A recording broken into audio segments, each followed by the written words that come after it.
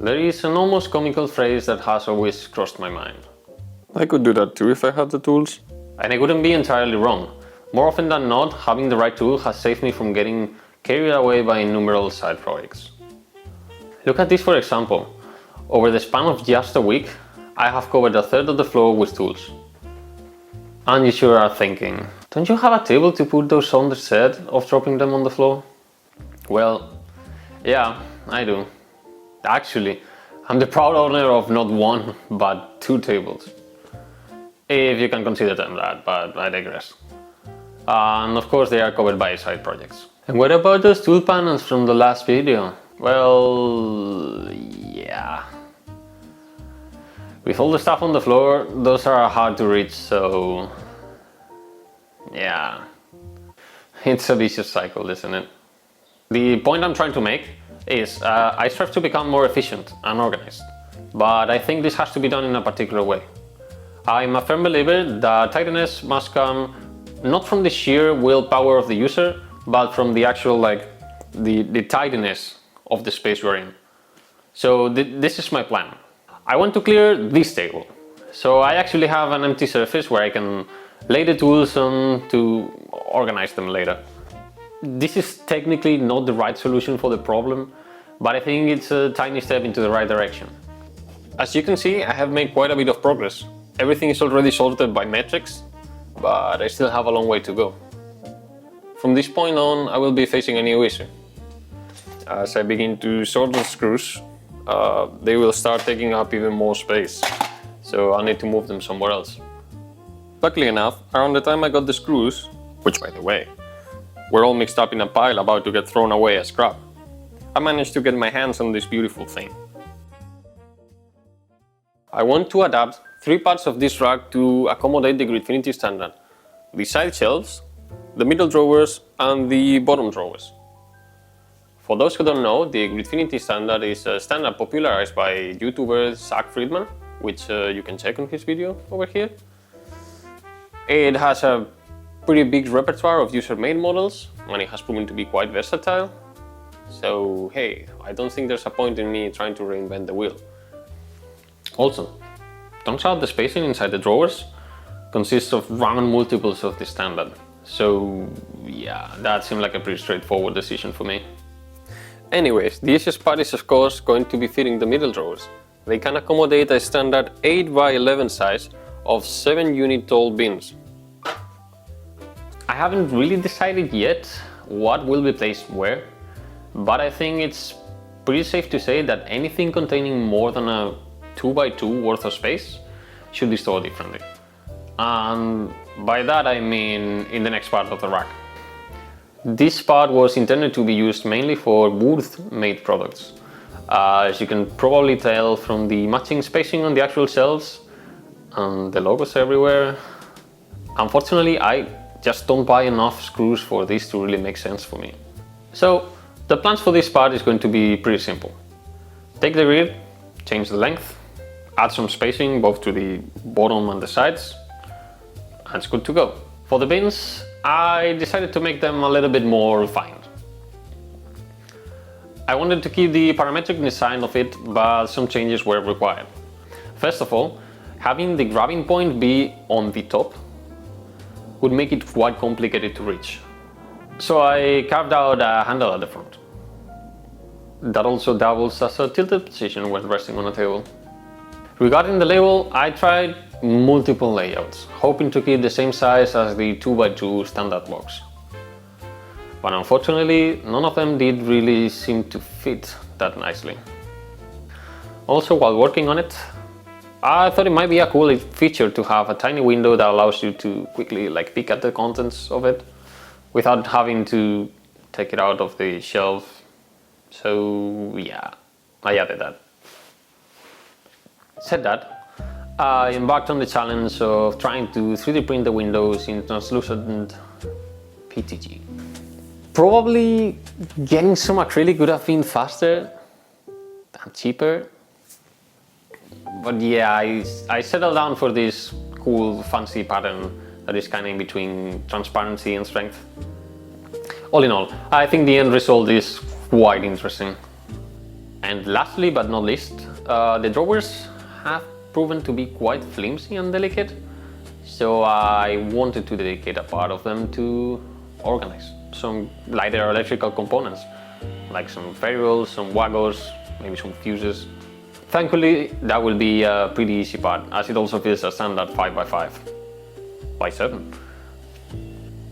Enough of that, let's get to the sorting part while all of that gets printed.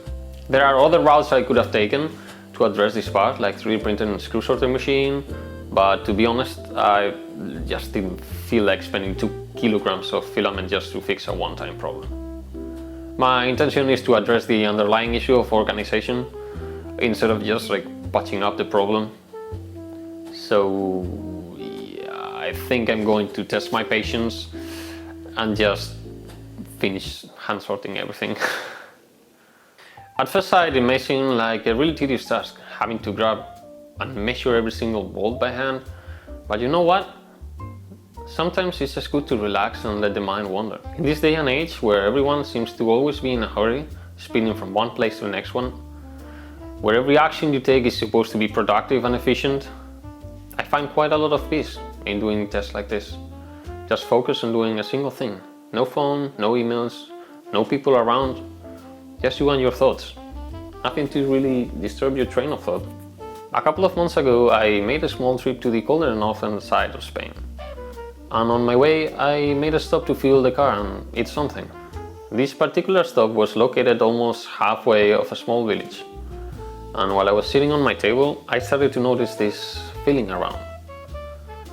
Even though the restaurant was completely full, everyone seemed to be relaxed, enjoying the meal, chatting about the market, the events of the village, even when discussing about a problem one of the guys had with the car in the morning. Everything just seemed to be so peaceful. Ever since, I've been wandering onto the idea, why do I not feel like that? What's the difference between us? Well, a lot actually.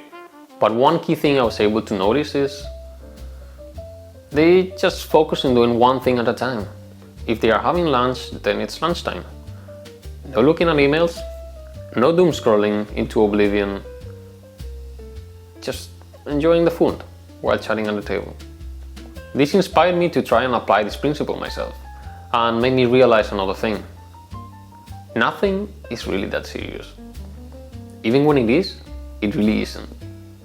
This isn't meant to sound utopian, but most of the time it really is that simple. When I run into a problem, I just give it a quick thought. Can I do something about it? If the answer is yes, then I have no need to worry. I just need to do it. And if the answer is no, then there's also no need to worry, because nothing I could do would change the outcome. Both of these things have been something I've tried to interiorize, and so far they have improved a fair bit the way I approach things. All the screws are sorted now and separated, and all of the prints are almost finished. Not really, I started printing over a month ago and it's still going, but hey, that's what movie magic's for, right? Now that everything has a specific amount, I can finally choose the type of container I will need for each one of them. And that also means it's time to show you the labels I made for them. I intentionally skipped showcasing them before because there is really no point in making a type of label if you don't know what's going into the bin. So yeah, this is what I came up with. I went through a lot of iterations just to try and get the design right, just so I could have all the information I could really need at a glance while keeping like a nice aesthetic. Alright, all that said, this is the end result. All the shelves have been organized in a left to right, top to bottom, big to small approach. And while doing that, I stumbled upon a couple of challenges. First of all the rails absolutely suck. They get stuck quite often behind boxes. And speaking of boxes, the design proved to be ridiculously small in some occasions due to the sheer amount of bolts I had of some sizes. So I made bigger boxes to accommodate those cases. And even then, sometimes I had to use multiple of them. And speaking of multiples, I had to add another layer of depth to the sorting system. There are way too many different lengths of bolts to be able to fit them side by side on the shelf. So I had to stack multiple lengths per row, where boxes were not that full. This basically means, because they are sorted left to right, behind the first box there could be bigger bolt sizes, but should always be smaller than the one on the left of it. It's not really that intuitive or easy to use, but I'm not looking for a specific size that often, so it's probably going to be just fine for this use case. Another not so important but kinda annoying thing that happened is due to the amount of boxes I had to print, I ended up buying different batches of filament, which unfortunately resulted in different tones across everything. With regard to the big drawers, I applied the same principle. Everything is grouped left to right, top to bottom, so it's easy to find what I'm looking for. Also, different drawers for different fastening types. On the plastic drawers, I unfortunately had to reverse part of the organizing approach by moving them closer to the front rather than the back, so they are more reachable. That took longer than expected, but in the end I'm quite pleased with the way everything turned out. And even better, the table is finally empty, so that means I get to sit down somewhere to do stuff. So that's it. I hope you enjoyed the video, have a nice day, and see you in the next one. Bye bye. Almost forgot to mention it. Look what I found while I was sorting through the screws. And even better, I found the second one. Kinda cool, huh?